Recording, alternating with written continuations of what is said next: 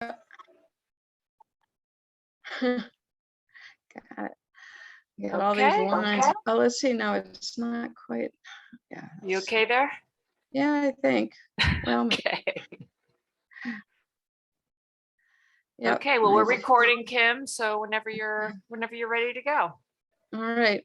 Well, welcome everybody, and the new series, the Zoom on Nature Great Salt Pond Stroll, is actually a different version of a walk I've led around the Great Salt Pond in two parts for many years, although not last year. So the idea is that we'll be looking at going around the perimeter of the Great Salt Pond, or the new harbor, and talking about what's there. And you'll find that this particular walk has not only a lot of natural history, but it has a lot of cultural history, historical facts about buildings and other things along the way. So it's a real sort of overall of sort of the culture, if you will, or of the Great Salt Pond, which I of course grew up knowing it as the new harbor. But we have a couple of maps just to start us off. Right here's the Great Salt Pond, sort of a chart. This is how many of us are used to seeing the Great Salt Pond at this time of year, with the harbor full of boats, with just barely a channel between the docks and the outlet. But we're going to forget that for a while and look at this very old historic map. This is a section of what we call the Stonewall map on Block Island. And I just think it's a wonderful map for resources for topography, especially, which is one of the reasons I wanted to get it. Plus, it has some of the depth markers in the Great Salt Pond.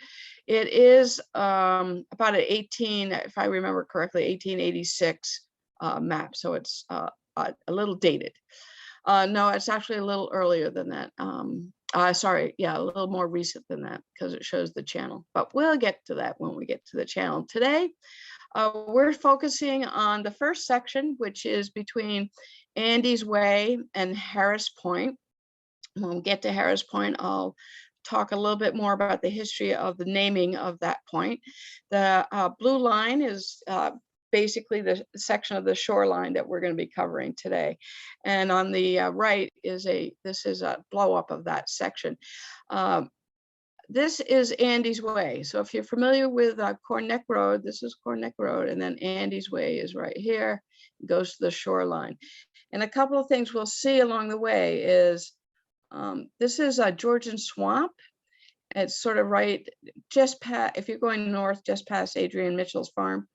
And it actually has it flows underneath the road and comes out into a little tiny wetland here.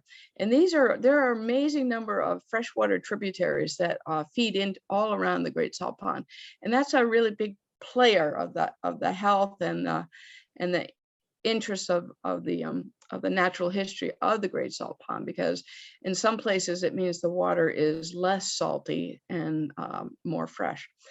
And then there's another very large wetland that we'll be seeing right here. That we'll be seeing the outflow right here. But you can see that is draining this very large marshy pond that's behind the building, which I call the breakers. I think it still has that name on the house. It's a very Rhode Island thing to use landmarks that may be gone, but I think the breakers landmark is still there. Anyway, we'll be going from there around the corner to this point, and it's a relatively small area. And all of these walks will be at low tide. So this is a walk that you could do. And here are some of the things that you would see. First of all, you would start at Andy's Way with the sign and this rather treacherous step down pathway that's lined on either sides with robust poison ivy. But enjoy it this year, because there is plans afoot to start building in a boardwalk next fall. It's all approved. And by next summer at this time, the access to Andy's Way should be much better. I don't know if you can hear that plane, but it's very disruptive to me. So once you get down the path, you come down and you're onto the beach very quickly. And when you get down there, if you look to the north, you're looking towards an area known as Skipper's Island. And along the beach at Andy's Way, there are familiar kayaks and boats on the beach. And we'll be traveling south, and this will be the view that we'll be having more or less. As we go along, at the first part of the walk, and this is not a walk to be done in bare feet. I have seen people do it in flip-flops and Tevas, but even that is questionable because it's quite a rocky shoreline, small rocks, not boulders like the ocean side, and there's a lot of different types of grasses. Now, I'm going to just pause for a second. I have a bar that's in my way, and I don't know if you can see it, but I'm going to move it so I don't see it. Okay, so down here, this is a different grass than this. And this is, the foreground is, shouldn't have moved that bar because now my advancer isn't moving. Maybe that's the problem. Okay, stay with me here. I'm gonna have to reload. Darn. Kim, we don't see the bar, so just, I don't, Okay. that you're referring Okay, to. but now I'm frozen, so I have to. Oh, okay, no problem. Okay, so I'm going to stop sharing for a second, maybe. There we go. I'm going to have to start over. I'm so sorry about this.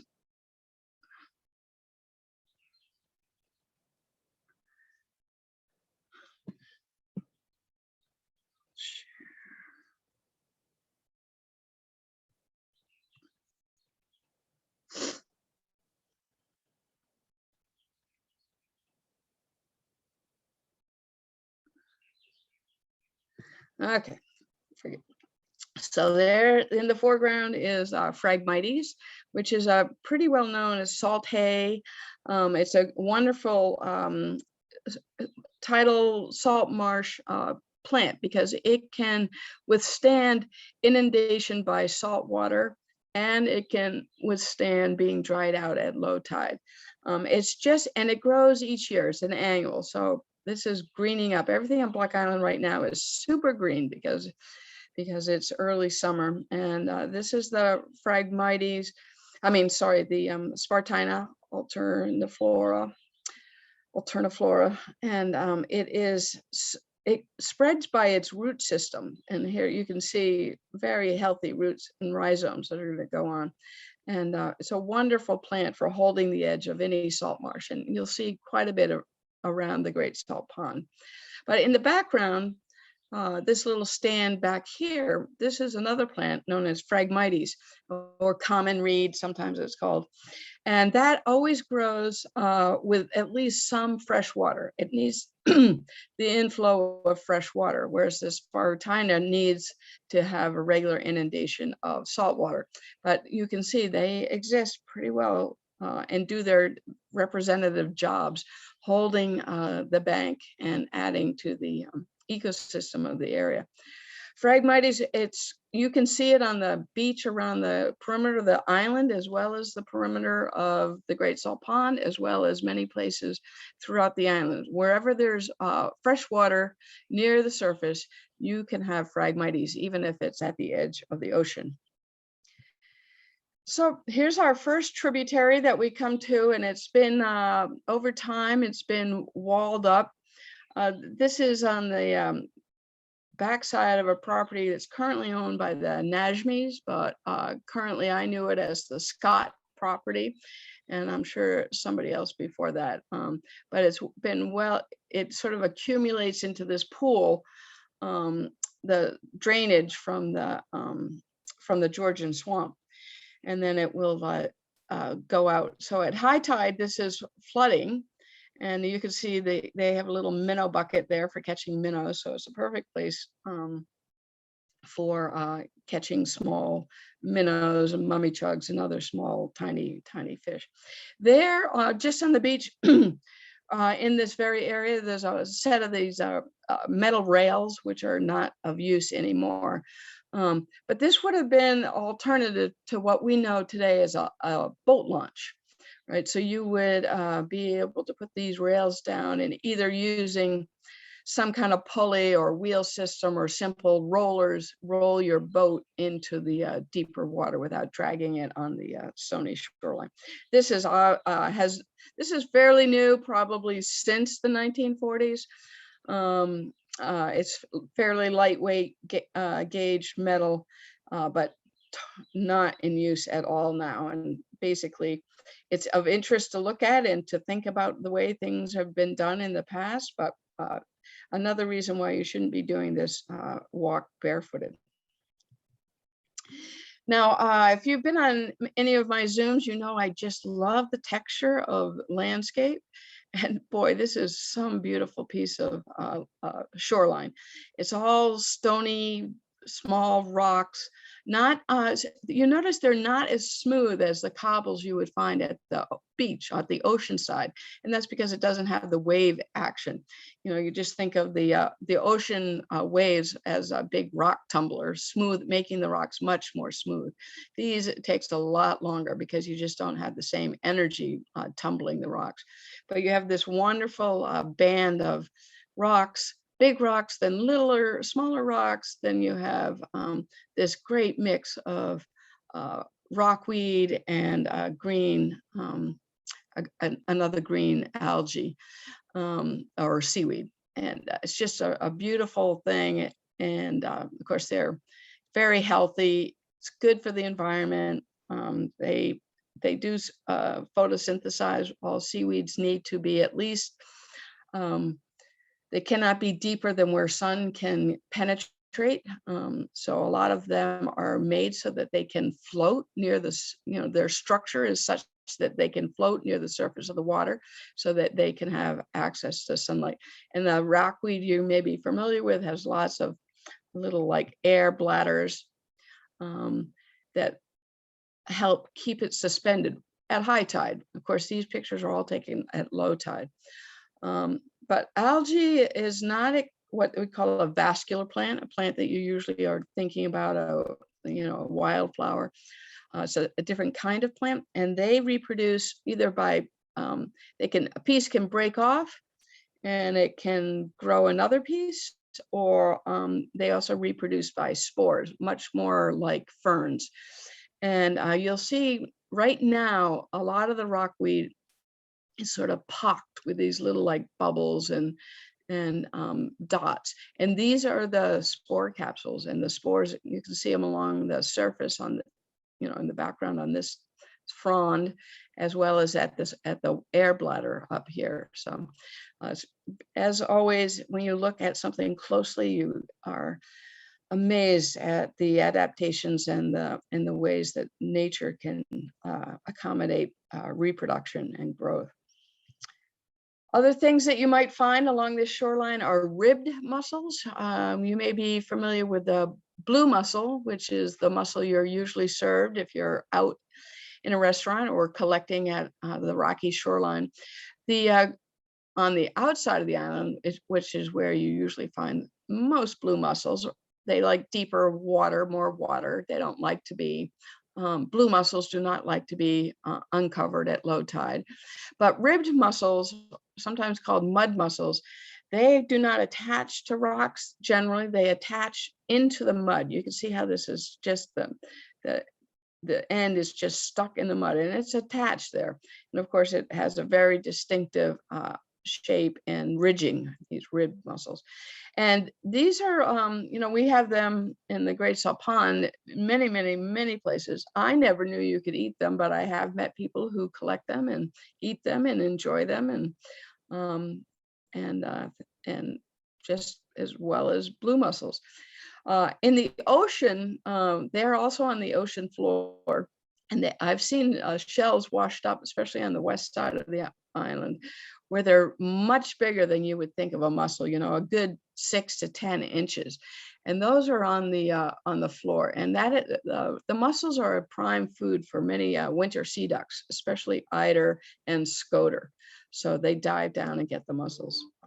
Anyway, a little digression, of course. Then again, as you go along, we're still seeing that beautiful sort of demarcation of high tide boulders, a rack line of some dried out seaweed, then some Spartina, and then in the distance, more rockweed. But mixed in along the way, you will find this plant, which is called Slender Glasswort or Salicornia. It's also in a lot of people call it pickleweed. It has a very sour flavor. It can be eaten. It's a delicacy in some places. I've chewed on it a few times. It'd be a good thing to throw in a salad.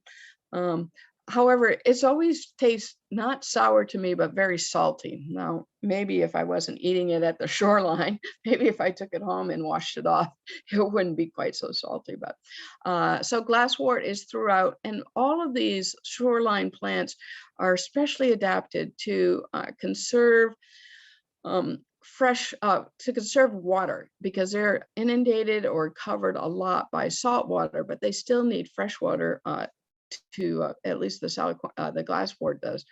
And it's a very fleshy, almost a succulent. And that form is a great adaptation to holding water so it doesn't become desiccated. So all of these plants are just growing. If you were to go hit on this walk in a month, you would find all of these much, much bigger. But they're smaller and very green. Now, at this point, we have gone along the shoreline, and I should have said a word or two about our first stop. And our first stop, this is the beach in front of the Block Island Club. When you're walking along the previous shoreline up until this point, from Andy's Way to the Block Island Club, you really have to watch your footing, even at low tide, because the rock may look like you can step on it, but if it's black in color, it's got an algae on it and it's very slippery.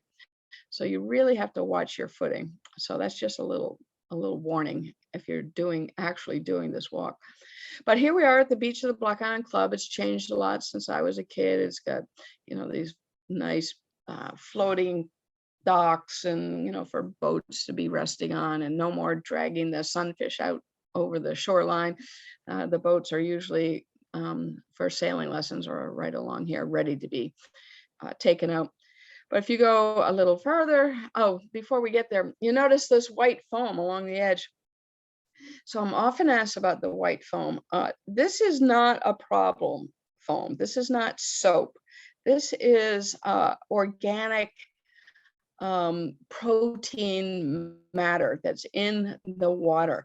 And when the water is rough and churning, it will foam up the water a little bit. That the protein matter is, bits of shell and maybe horseshoe crab eggs, ground up, and all of that very rich protein matter. Think of whipped egg whites, right? So that they whip up, you get the air into them. It's that thick protein, and it's just because of the action of the wind and the churning of the water. So you only see this on the downwind side of the pond when it's been windy. It's probably not, if these are all of course, on the east side of the Great Salt Pond on this particular day. If you were on the other side, the west side of the Great Salt Pond over by Champlin's, you wouldn't see this on this day. You'd have to wait for the wind to switch. But I always like to let people know that this is not a harmful thing. This is actually just evidence of a lot of good organic material in the water. That's good for all kinds of critters that are using it. So the Block Island Club, that beach that we were at, just looking, is a really interesting building. It's a replica of the Block Island Life Saving Station. Originally, the life saving station was in the old harbor, down what would be equivalent to behind the, what do they call it now? King Spa, and I don't know what it's called now, but down by the chamber offices. That would have been the life saving station prior to the era of the harbor. And then went into private, it was surplus. When the harbor was built, they didn't need it anymore. You couldn't really get out from that life-saving station very quickly. There was another one about where the beachhead is, so that was much more effective. So the federal government surplus the life-saving station. It was purchased by the Ball family, I think Nick Ball family of Ocean View Hotel fame. And he had it moved to the bottom of High Street, where they've done some recent clearing for some cattle. And there it sat for, 100 years. And it served as a stable for Nick Ball's horses and his trolleys. And at one point it was part of a butcher shop. And then in the late 60s, around 1966, 1967, it was purchased by the Block Island Club, which was just forming. It had purchased this parcel of land, and it was going to move that building from the bottom of High Street to this place at where it is at the on Corneck Road, which it did in 1967. Perhaps you've seen pictures of them. They're pretty classic. Moving a building on Block Island is a pretty tried and true tradition. At least it was. You didn't used to tear things down. You reused the materials and you moved the building. Anyway, that's a different story. So there it sat, ready to become the building, the center for the Block Island Club, just forming. When they were contacted by Mystic Seaport to ask if they would be interested in donating the building to the Mystic Seaport. So today, the original building in the lower corner there is at Mystic Seaport, and the replica is what we have at the Block Island Club. I wish I had the photos of showing it, but I've seen them of the building leaving the Great Salt Pond on a barge, and then the old building, and then the original building, and then the new building arriving in the Great Salt Pond, ready to be placed in exchange. And just a little bit of interest, so I won't make you read this, but this is an interesting letter, 1968 from the Mystic Seaport, addressing the Commodore, the president leader of the brand new Block Island Club, saying that he had the Mystic Seaport had recently become aware that this building existed, and that they had collected a lot of materials and artifacts from the life-saving service, but did not have the building, and were looking all over New York, New Jersey, Massachusetts, Connecticut for some old life-saving station of that era. Because the building had passed into private hands, the government no longer knew that it existed. It wasn't in the records anymore. And so this gentleman discovered that it existed by an article in the Westerly Sun about the move from High Street to Corneck Road, and got excited, contacted the Block Island Club and asked, would they be willing to come up with some agreement.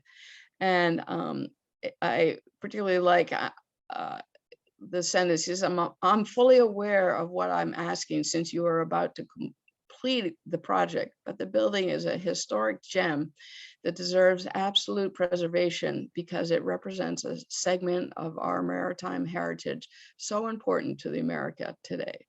We would be most willing to consider almost any solution that will get the building into the museum, where it can be exhibited for the education of millions of people. I'm sure that line was effective because the people involved really believed in maintaining the history of our maritime resources. And so there's further documentation after this that explains how it came to be that Mystic Seaport agreed to build a replica and take the original. So there it is. We're looking back at where we've come from, and it's a beautiful, beautiful site.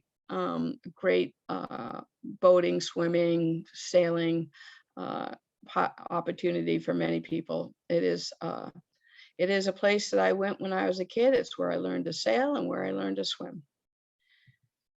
But we're moving on. And as you go down the coast a little bit farther, you come to the much bigger tributary. This is the one that connects from the wetland behind the breakers into the Great Salt Pond. You see it on the left, it pools out there, and then it sort of drains out right here. And this area is where we're going to be exploring in just a moment. It's a really interesting artifact. But for now, we're looking at the tributary and the flowers that are along the way. This is field mustard. Most of the flowers, and I don't have many in this presentation, but all of them are considered flowers that thrive in waste places. So places that have very little nutrients, very little fresh water, and can survive anyway. So this is the field mustard, wild mustard. Beautiful. It's in the Cruciferaceae family, which refers to the cross shape. So the flowers of all mustards and Cruciferaceae plants are four-petaled and are in the shape of a cross. And again, that beautiful pale yellow, quite a beautiful flower again when you look closely. And as we approach the outfall here, we're looking, not so outfall, the outflow from that tributary. Here's where right now, again at low tide, it's just trickling out, it's flowing out. And 6 hours later, it would be completely, salt water would be up to this height flowing in. And so this trib is a very big sort of mix of salt and fresh water. And later on in the series, I'm going to be talking quite a bit about the tributaries and how they're contributing to the Great Salt Pond, both positively and potentially negatively, and all the great people who are working to monitor these tributaries and the overall health of the Great Salt Pond. I found this right there. This was a very large horseshoe crab molt. So probably most of you know that horseshoe crabs molt. And when you find all those little horseshoe crab shells at Andy's Way, which are about the size of a quarter or a dime or smaller, you rarely see big ones. This is about 6.5 inches. I did not have a ruler, but I did have my hand. I can tell it's a molt because it's split open. This is where a horseshoe crab will split at its front end, and the animal that's growing its new shell will crawl out and leave the shell behind completely intact. If that had been a dead animal or animal that had been predated in some way, it wouldn't have, it would be eaten out here, and there would be meat. At least it would smell. It would still have the remnants of tissues. It was completely bare of tissue. Just the shell left behind, but interesting because of its large size. And that's another terrific thing about our Great Salt Pond. It's so healthy that it is a place where we see all age classes of horseshoe crabs, including this at 6.5 inches. This could be the last time or the second to the last time that this animal will molt before it would be considered a reproductive adult, and at that point would not molt again. So anyway, that was a sideline. This is the outwash or the outflow in the foreground from the tributary, and up in this point up here is a really interesting spot. This is a foundation ruins of a building, but before we get there, also seen at the site, wedged in among those concrete blocks, were 2 different thistles. Common, they call them sow thistles. I'm not really sure why, but there's the common sow thistle on the left and the field sow thistle on the right. A beautiful, beautiful plant. You can tell they're different species, even though the flowers look extremely similar, because look at the leaves. These are broad leaves. They're serrated in a certain way, whereas the leaves on the other one are very narrow, and they're more at the base of the flower. But I just could not get over how yellow both of these were. And in fact, the field sow thistle was just stunning. And it is growing in the rocks of the old cement foundation. So here's actually that sow thistle was right down here, just beyond this point. But, so this is a really interesting area. These slabs are from the foundations of a building that used to be here, which was known as the Marine Railway. The Marine Railway was a business that a man by the name of Bill Sanderman owned, and he did marine boat repairs. And in order to do that, you for these big fishing boats, especially at the time, we're talking in 1920s and 30s, you need to get the boat out of the water so that you could, they didn't have forklifts and other ways of doing that. So he had a building here, and this is just the remnants of that building slab. And I kind of did a little panoramic view to kind of get the sense of how it sort of spans around the whole corner of this point. Now, it's not just the building that's interesting, it's the remnants of the old railway. So again, like the small little one we saw earlier, a railway is, well, as the name implies, it's a set of tracks, if you will, that go into the water. And you can then, in the case of that small one, skid a small boat up it to the upper part. In the case of this was really quite an elaborate, and there's a lot of metal down here, but obviously not usable now, but quite an elaborate system. Maybe this one will show it better. Yes. So it's actually in two parts. You can see this piece that runs like this. It goes this far, and it has a companion piece over here. And then it has like a double I-beam here, and it's on wheels. Same thing on this side. So this whole sort of mechanism framework would roll down this into the water. So you could have the boat that you were working on this up in the building that the foundation ruins are from, work on it, fix, overhaul the engine, paint the bottom, do repairs in the building. And then when it was ready, roll it out on these rails into the water. Now, one of the key points of this area is that in this particular part, the depth drops off fairly quickly. So you don't have to be very far from the shoreline, even at low tide, to be, in fact, at low tide, it's probably 8 feet within a very short distance. So you don't have to put the rail. If you were trying to do this at Andy's Way, you'd have to go almost a half a mile out before you could get to water deep enough to splash the boat.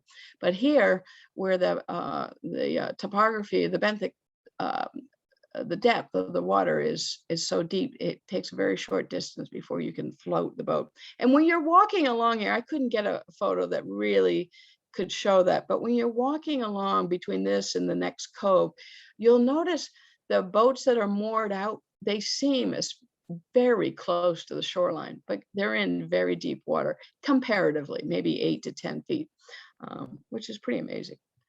And here's a close-up. You can see some of the remnants of the wheels there, and then again on this side.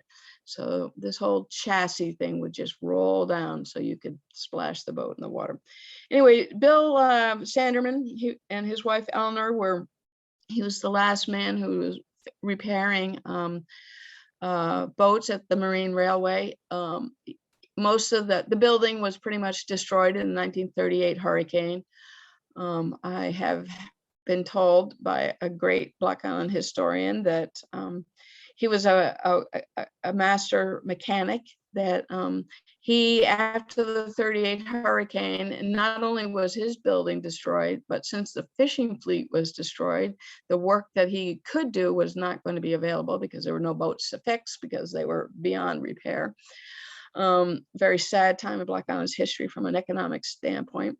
He decided to go to California. So he and his wife, he made a trailer and he set out for California, put all his stuff on the trailer that he towed behind. He was obviously, you know, a welder and master with steel and wheels and axles, etc.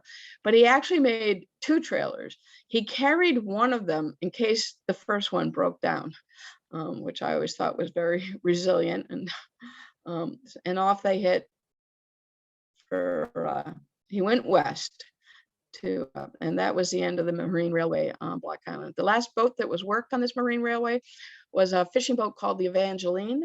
It was owned by Brainerd Day, who was not a fisherman. He owned, he was one of the owners at the Redbird liquor store. And when you see the sign that says buy from day to day, it doesn't mean buy every day. It means, or could, but it also means buy from Brainerd Day to day. But he did not run the boat. It was run by Byron Littlefield, who was a fisherman of the time. So he ran the Evangeline until the end of the fishing fleet after the 1938 hurricane, and thus the end of the marine railway. But a fascinating area. And again, I like to stop and look back from whence we've come. You can see again the railway. This part that's up would be able to roll down this part that goes into the water. And of course, the Black Island Club and a lot of marine history along this edge of the Great Salt Pond.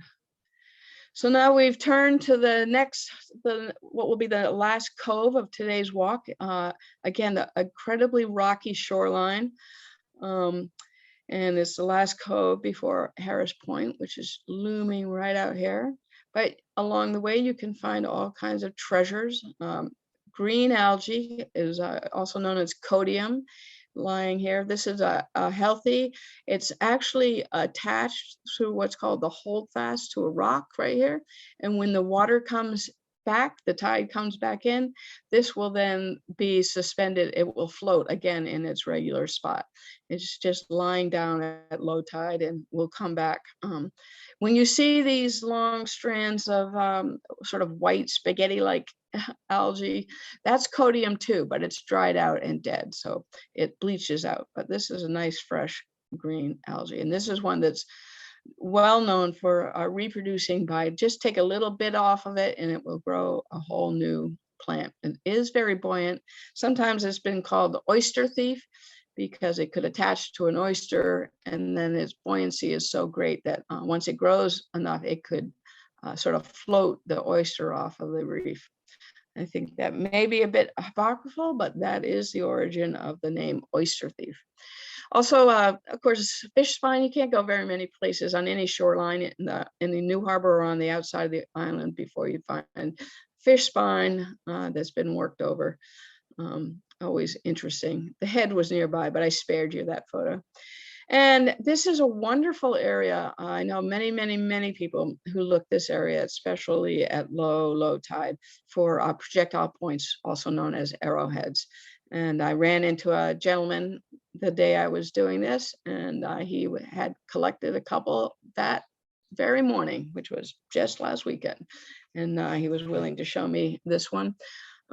Very interesting area. I know lots of people have found some interesting sort of archaeological bits and pieces in this particular cove. And again, stop and look back at that shoreline, rocky, rocky, rocky. And you can see the rack lines right here and here and here. These are all indications of where the tide does reach at the various high tides. A moon tide would, of course, be much higher. The lesser low tides would be much lower. Sorry, the lesser high tides would be much lower. And then if we look in the other direction, we're looking at Harris Point. And here we are at Harris Point. It's got this sort of cairn-like way of holding up the shellfish fishing closed sign. This particular point in the Great Salt Pond right here, this is Harris Point. is used for a lot of markers. And I put up this, this is a shellfish map from last year. Do not take this to heart. This is representative of, but this is last year's shellfish closures. And if you're familiar at all with shellfishing in Great Salt Pond, you'll know that in the wintertime, all of the pond is open for shellfishing.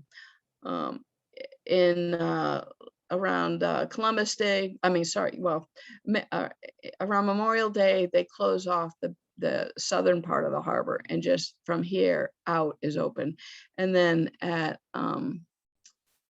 right around July, end of June, then they make it even further closure, which this roughly corresponds to the recreation, what they call the recreation line. Goes from the Block Island Club to Cormorant Point. So the points around the Great Salt Pond, and we'll get to all of these eventually, are key sort of markers for a line of sight for demarking different areas of the island of the Great Salt Pond for different uses at different times. But here we are at Harris Point. And again, looking back, Harris Point to the north, and looking around the corner, Harris Point to the south, or southeast, northeast, and southeast. So I mentioned the different names. Many of you may know this as Breezy Point. Excuse me for a second. Breezy Point or Billy Jones's Point. Those are not the correct official names. If you look on a chart or a geodesic map, USGS map, you'll find that it is named Harris Point. Different people have named it different things over time. I have often say that you can sort of tell how long somebody's been here by noticing what they call certain things. We all learn the names of places based on when we arrive and who was living there then, sort of akin to the Rhode Island tradition of using landmarks that may not be there anymore. For instance, there's a house on Spring Street, which I know as John Handy's house. My father knew it as somebody else's house, and my niece, another generation after me, knows it as Derek Van Lent's house. So this Harris Point has always been Harris Point, but there used to be a man by the name of William Jones who lived out there. And so many people of my father's generation used to refer to it as Billy Jones's or Billy Jones's Point. And then in the, I believe it was 60s, early 70s, a woman bought property out here and she named it Breezy Point. And if you talk to an old islander, of which there are a few still around, they will say the house may be Breezy Point, but the point is not Breezy Point. The point is Harris Point. So if you hear somebody calling it Harris Point, you'll know that they are making a very fine distinction, because I hear many people still referring to it as Breezy Point, even though the woman who named it that for her property sold the property and is no longer living. But anyway, that's another story. Too many stories to tell. So this is where today's walk ends, and we're just looking at a preview around the corner to our next week's walk. We'll be headed to an area known as the end of the lane, and you'll have to wait till next week to understand what that means.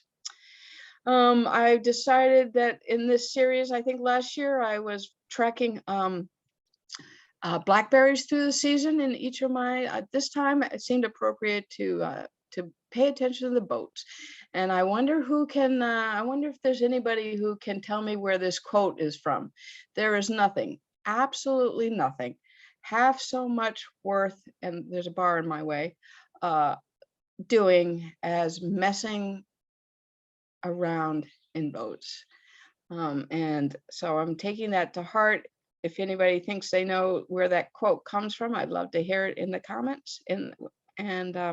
But there's all kinds of conveyances on the Great Salt Pond, and I am looking forward to a summer's worth of collecting them and adding them at the end of these presentations. paddle boards. I love this particular little skiff. It's a fold-up boat. And of course, there are kayaks. And I hope I get a better one of this through the summer, but this is Aldo's coffee boat, Andiamo. So I will also be keeping throughout the summer with this presentation a ever-growing checklist of plant and animal species. So these are what we're starting with this week, and each week I'll be adding to this. So it may become a smaller type or multiple pages, but for that, that's that. And one more treat, I think it's a treat. One of the things that sort of motivated me originally to do Great Salt Pond Stroll was that the Great Salt Pond is truly great, and it's amazingly clean water body. This is 4th of July weekend, and look how clean and clear that water is. And it's that way because a lot of people, a lot of organizations are working hard to maintain it, and hope to be including in the rest of the series, you know, some information from the harbor master and the Shellfish Commission and Great Salt Pond scientists and the Committee for the Great Salt Pond who test the tributary waters, and people who are aquaculturists and growing kelp. And so this series, I think, will be informative as we go forward. But in the end, it's all about keeping these waters clean and fresh and vibrant and productive. With that, I will thank you for your time, and I'll stop sharing my screen, that is. Great. Well, thanks, Kim. That was great. And we did have a couple people in the chat. Oops, sorry. That's okay. Wind in the Willows. Wind in the Willows. That's right. Wish we could give out little prizes. Yeah, Wind in the Willows. That's right. Nothing better in this world, nothing, than messing around with boats or in boats. So, all right. Great. And there was a question about collecting and sharing these sessions. And yes, you might have missed my intro. So all these sessions, we record them and we post them on our website, natureblockisland.org, which also links to the Nature Conservancy's YouTube site. So the whole series is recorded and made available. I'll put in the website for you just in case you don't have it. Hey, Kim, one question, and then other people can ask a quick question.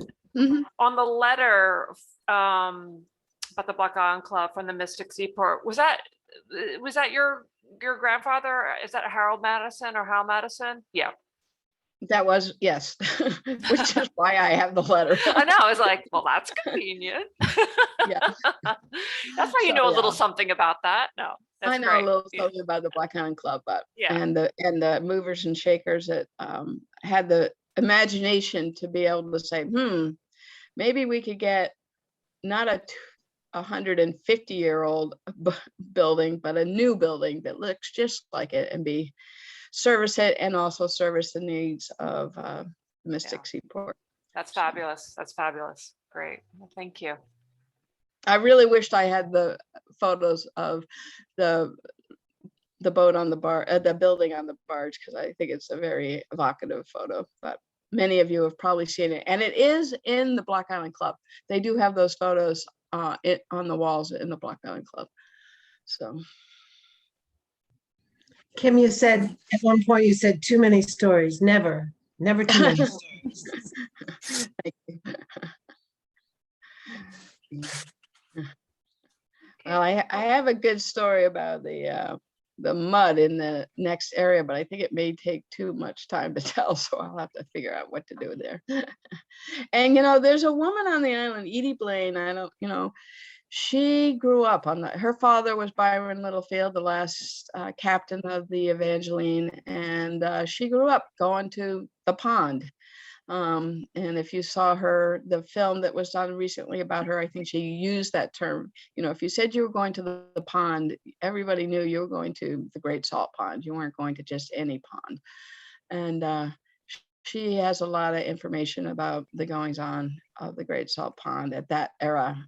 So if you get the opportunity to speak with her or read her book or see her film, I heartily endorse it.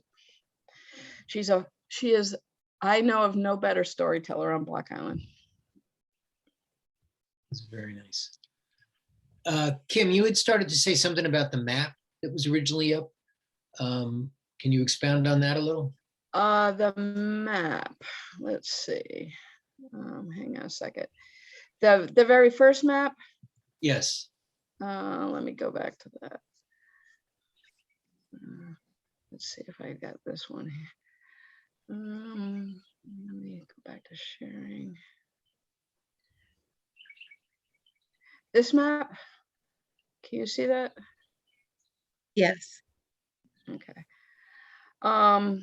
So this map, this is a really wonderful map. I know it as what's called the stone wall map. It was done over several years in the late 1800s into the 19. This has got to be a little later because the well, yeah, that would be right. The opening to the harbor was built in I believe it was 86, but I'll have that when I get there. So it's got to have that, but it was done by surveyors of land as well as topographers. So this particular map, and it hangs in town hall, and I have to go there and take photos, which is why there's a little window glare right here and here and here. But I love looking at this map because it shows so much stuff. It shows the depth in the pond. It shows the topography. It shows where there were ponds, and there are still ponds. This is the Georgian Swamp, again, that feeds out and drains out underneath the road and comes out in that little tributary. It shows what we'll see later. This map will follow us through the presentation. The series. It shows Skipper's Island, where the old breach was before they had the Great Salt Pond. Cormorant, what I call Cormorant Swamp, another wonderful tributary. There are many. It doesn't seem to show stone walls, though. What's that? I don't see where it shows stone walls. So all of these lines in here, these are stone walls. They're so straight. They're straight stone walls. Yes, those are stone walls. They are existing stone walls. And if you could clear Block Island of all of its shrub and vegetation, you would see probably 300 miles of stone walls. And they are amazingly straight. Sometimes some of them are a little crooked, little angles, and of course a lot of them do correspond to property boundaries, etc. And I look forward to the section when we're looking at what I call the inner harbors, Harbor Pond, Trim's Pond, Rat Island. This topography is really quite interesting. You see and you can also see the way the old roads used to go a little bit differently. And a little preview of things to come. This was a road that went across, this is Payne's Dock. This road went this way, went right along the edge. It was a road for a horse-drawn trolley, and it ended, the end of the lane was down here across from Scotch Beach. And that's as much of the future as I'll give you. My grandpa took that trolley in 1899. What's when that? he was, my grandfather, Maynard Scranton, took that trolley in 1899 when he was 10. Wow. And that is how my family first ever saw Block Island. He never came back until after World War I, after he'd had head injuries, but Block Island lived in his head. Wow. On the trolley by himself because his dad didn't get off the big boat because he was drinking. Mm-hmm. So he took the trolley ride by himself. That's great. I love having these stories as well. Thank you so much, Well, Kim. It was thank you. terrific. Yeah, Appreciate thank it. you. Thank you for joining. Yeah, so we'll see you in a week for part 2. All right, part 2. All righty. Hope the weather holds up for me this weekend. I gotta do some recon. Don't All go right, out so- on Friday. Great. So if no other questions, I think we'll say goodbye for until next week. All righty. Okay. Thank you. Ciao, everyone. Bye.